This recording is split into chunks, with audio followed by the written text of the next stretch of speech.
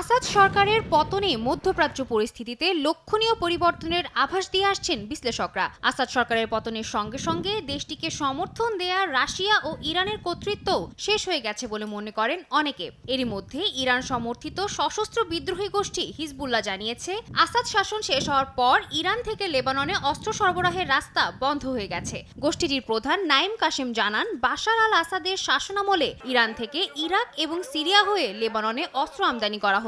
তবে সম্প্রতি বিদ্রোহীরা নিয়ন্ত্রণ নেয়ার পরপরই সেই রাস্তা বন্ধ হয়ে গেছে বলে জানান তিনি।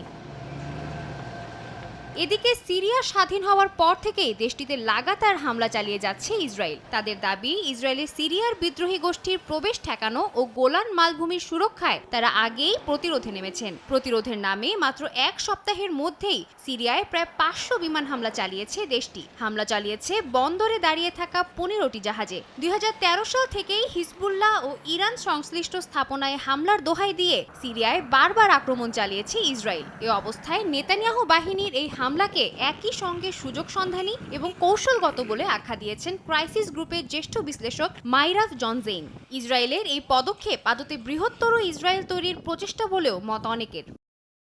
তবে এ বিষয়ে দ্বিমত পোষণ করেছেন ইসরায়েলি রাষ্ট্রবিজ্ঞানী ওরি গোল্ডবার্গ। প্রতিবেশী দেশগুলোর ওপর ইসরায়েলের নিয়ন্ত্রণ আনার প্রচেষ্টাকে মিথ্যে খবর উল্লেখ করে পরিস্থিতির উপর দায় চাপান তিনি। যদিও অপর বিশ্লেষক বলছেন, হিজবুল্লাহর অস্ত্র ঘাটতি এবং ইসরায়েলের অব্যাহত আগ্রাসন দুয়ে মিলে মধ্যপ্রাচ্যের ক্ষমতার দাঁড়িপাল্লা তেল আবিবের দিকেই বেশি ঝুঁকছে, যা বৃহত্তর ইসরায়েল তৈরির খবরকে আরও বিশ্বাসযোগ্য করে তুলছে।